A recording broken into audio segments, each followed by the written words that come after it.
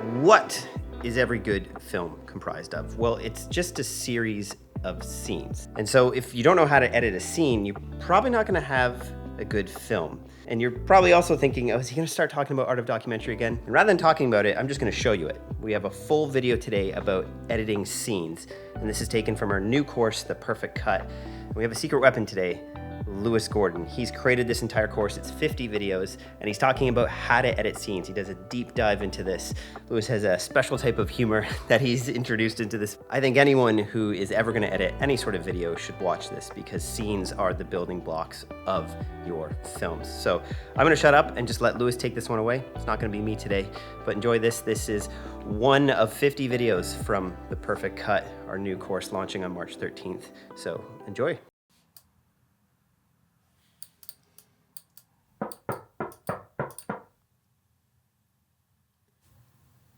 Having trouble putting that scene together? Sorry, do I know you? I said, are you having trouble putting that scene together? I mean, yeah, it's just a bunch of these, shots and they're all jumbled together and just kind of messy. You know what they should call that timeline? What should they call this timeline? They should call that timeline a crime scene.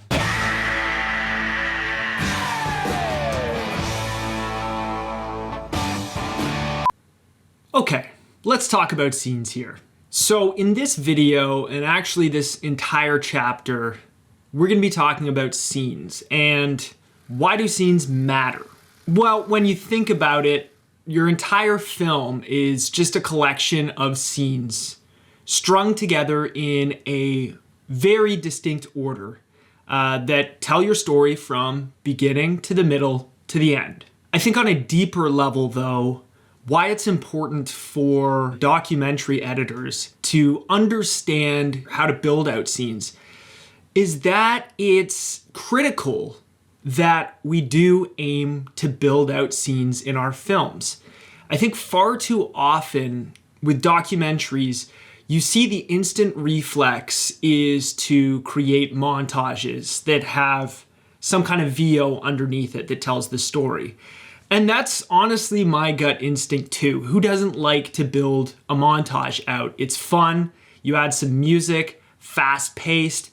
It's what, editing is all about. The issue with montages is that they hold up for only a very short amount of time. It's really easy to burn out your audience with too long of a montage or too many montages strung together. And it's really difficult to draw out things like character development, to draw out the emotional aspects of a story solely through montages strung together. And unless you are someone like Baz Luhrmann, I would strongly advise you to intend to build as many scenes as you can and only rely on montage at very specific moments. So let's just assume that you're not Baz Luhrmann. Let's assume that Baz Luhrmann is not watching this video, and let's break down scenes. We're gonna look at scenes from two very distinct points of view in this video. The first point of view is macro, and the second point of view is micro. By macro, I mean, let's look at scenes from a bird's eye point of view. How do scenes stack up and create things like story arc? How can we use that to our advantage? By micro, I mean the actual nuts and bolts of a scene. How should you go about building a scene from the various shots, from the various bits of information you have in front of you in your footage? And that really weird intro that I put on this video actually has a purpose. It's called educational content. I wanted to educate you on what a good dad joke looks like. Just kidding. We'll be talking about it a bit later, looking at how that scene was built and why I built it the way that I did. So let's take a look at the macro point of view of scenes. And we've already kind of been through this before when talking about story arc and doing that cue cards exercise. But I think the magic word that we're going to come back to is the word intention. When you're stacking your scenes on a story arc, it's very important that you understand what the intention of each scene is supposed to be. And I think there's different types of intention in a scene. There's the intention of the scenario, so what physically happens in your scene, and then there's also the intention of the underlying message or the emotional aspects of your scene and of the story that you're trying to tell. And to add to that point, I'm gonna throw your way some pseudo mathematics here. This is not a verified statistic, but I think 9 of 10 scenes are trying to progress the story, or they're trying to offer the audience information that is integral to the understanding of the story, of things like character, of things like emotional messaging. On something like this Kenya doc, I would say those progression scenes are the scenes in which we show Wesley going on all of these different training runs. He wakes up in the morning, we see that it's a brand new day, he goes on a run. We're not really seeing anything different in these runs, but what we're supposed to know as audience members is that there's been a passage of time. And that lets us exploit other things through VO. We can kind of go into his mind, offer a little bit of introspection. But in terms of the scenario that's unfolding, we are really just aiming to see that progress, that forward motion in the story. In terms of information scenes, I would point to those big scenes, the scenes where he comes home and we learn about his emotional reaction to coming home, or the scenes where he's running in the Houston Marathon and we're finding out what happened in that marathon. And then in the ensuing scenes, we're finding out how he feels about how the Houston Marathon went. And so when we're doing exercises like writing each scene down on a cue card and putting it on a Bristol board and trying to figure out what that forward momentum is, it's really important that we know the intention of the scene. Is it progress scene or an information scene? Because then we can separate them and make sure that there's not too many information scenes coming in a row or not too many progress scenes coming in a row. I've said this before that contrast creates focus. You don't want all of your scenes to have similar intention because that's how a story gets stale or monotonous. You need to keep that variety in there so that the audience is learning and witnessing different things, but also that they don't know what's coming around the corner. It keeps them guessing. It keeps them interested in the story that's unfolding. And to use a very tired cliche, but I think it applies to this, variety is the spice of life. If you want to keep your life spicy, offer some variety in your stories, right? Hot. So now let's try to take a look at scenes from a micro point of view. Let's see what's actually happening on the ground level in each one of these isolated scenes. In filmmaking, scenes kind of sort of have a formula. There's at least a formula to your standard scene. And part of the fun of scene building is understanding that standard formula and then playing with it over time. And I think that what was key to my understanding of scenes and how scenes develop is not through film, but it was actually by learning about stand-up comedy and sketch comedy. I think Bigfoot is blurry. That's the problem. It's not the photographer's fault. Bigfoot is blurry, and that's extra scary to me because there's a large out-of-focus monster. I think that stand-up comedians are among the best writers in terms of storytellers. They have to know how to transmit information to an audience in a really entertaining way, but then there needs to be that joke at the end. They need to build to something, and it needs to hit. And so let's look at the elements of scenes from the perspective of a comedy writer. There's 4 elements to every scene. There's the intro, there's the setup, there's the punchline, or what they sometimes call the button, and then there's the out. And now to use an example of what these 4 elements look like in a scene of a film, let's take a look at one of the worst jokes around, let's break open the intro to this video and take a look at how I developed this scene, thinking about the elements of a stand-up comedian's craft. So in case you've maybe forgotten about this scene, you might have done it on purpose, which I don't blame you if that's the case. Here's how the scene played out. We have editor, I don't know who that could be, clearly struggling with their edit. Random hunk shows up at the door. He's got kind of a joke in his head. It's a stupid joke though. He finally hits that joke. He hits the punchline. And then we get our out. And the out here is also a bit tied to the punchline, but that's the end of the scene. So these purple clips right here, I would suggest are part of the establishing. Most scenes in film start with what's called an establishing shot. That's your wide shot. It's very quickly supposed to give you all of the information on the setting that this scene takes place. Very clearly in this establishing shot, we see our editor, we see the edit that he's working on. We know that he's a video editor. We also have that information ahead of time that he's probably a video editor because he looks a lot like a video editor you may know. We can clearly see it's his office, it's his editing suite. And then we also see very clearly on the left here, an open door. And that open door is key because that's where a lot of the action happens. Some of this action wouldn't really make sense if we didn't see that door very clearly from the first shot. Side note, let's also keep in mind that this was made with education in mind.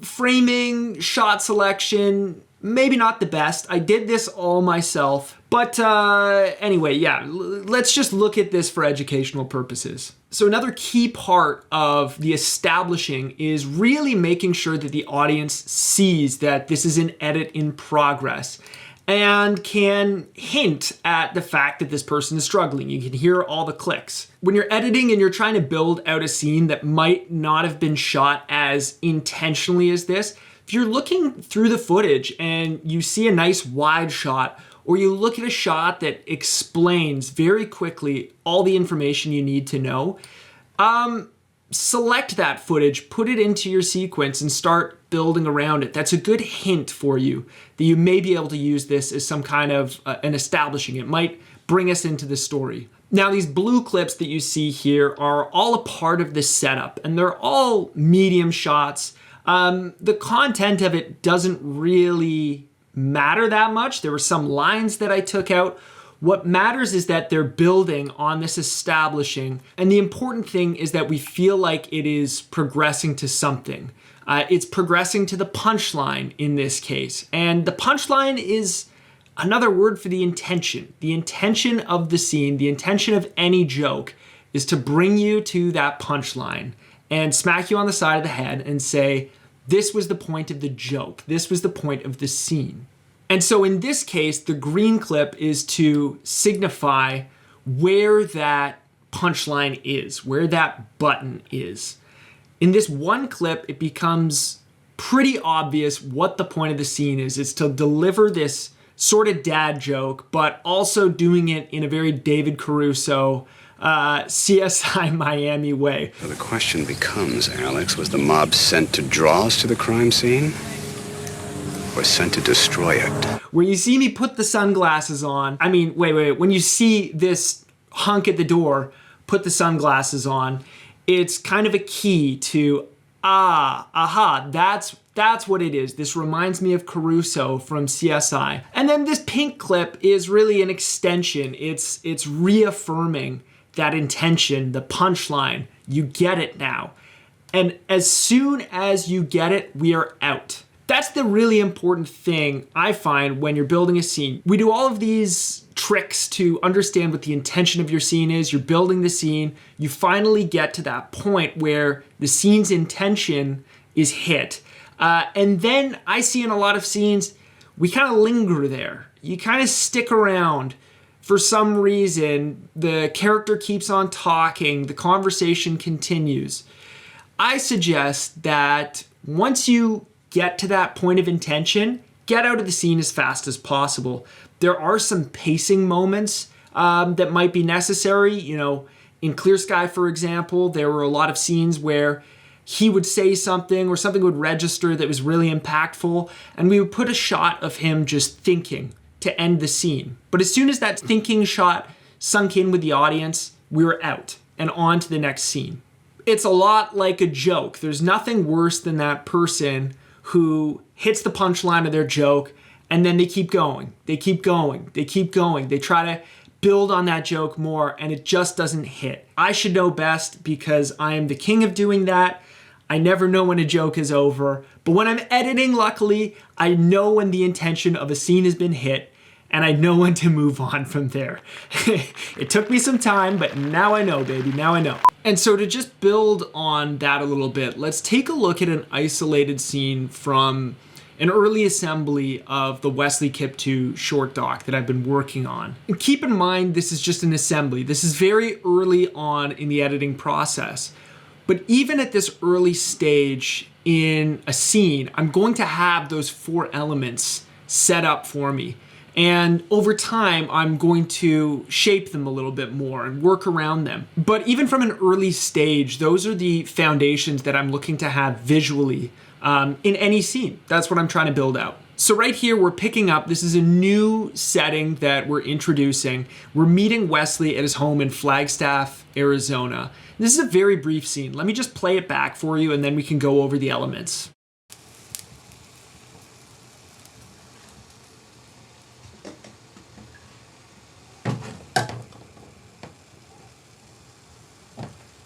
When I was still back home, I was seeing friends who are like outside the country and they were like, you know, life is different out there.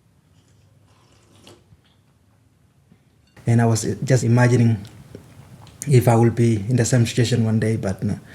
And now I can believe I'm a professional runner. It wasn't hard to find Wesley. Wesley was very good at the NCAA level. Winning a national title indoors, being runner-up at NCAA cross country, the kind of things you're looking for when you're building a pro team. And scene. So as we can see here, we're picking up with Wesley in Flagstaff, Arizona. We have a text card right up here that just shows us it's Flagstaff. We came from the future, actually. We were in the Houston Marathon 2 months later. That's where we were previously, and now we're just picking up. We have our nice wide establishing shot. We're showing Wesley's house. It's reasonably small house. We can see everything. We can see all of these running shoes on the right here. I wonder what his profession is. And then we're gonna come in, continue from this shot, and show that he is making chai. And chai is like basically the morning drink of Kenya. It is their coffee, or at least for Wesley it is, reminding him of home. You can actually see this wristband that he has on. That has the Kenyan colors on it. It has Wesley's name on it as well. So that's like another little bit of information that we're giving the audience. Who knows who's gonna pick up on that, but it is nice to have that there. And now obviously underneath, we're hearing his VO. He's talking about, now I'm here, you know, never in the past would I think that I would be here in America. Now I'm finally here. I can't believe it. And so we feel like the scene is progressing. The action is progressing. We're progressing to something. The setup is continuing. We're about to hit that final intention soon. And we're about to hear it right here. I'm a professional runner.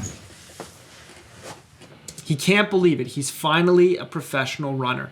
And with that, with these 2 shots, we are now out of the scene. We're presuming he's putting his shoes on to leave the house. He's gone. We're getting a little bit more information. We haven't introduced his little baby yet, but we'll come back to that later. You're picking up a little bit of information on the way out the door. And then this VO here from his coach, you might think that that was the scene progressing, but really what we're doing is we're just tying that into the out. It's helping us transition from scene to scene. We're leaving out the door with this little shot of all of his awards. And then by the time we hit this shot of his coach, we are completely out of the scene. But that transition has done a nice job of tricking us in a way, making it feel a bit more smooth. And then when he picks up outside here, we are fully out of the scene. We're in something right brand new. We'll be talking about transitions. Those are key, but Even in this little short scene, we have all 4 of those elements that we just discussed.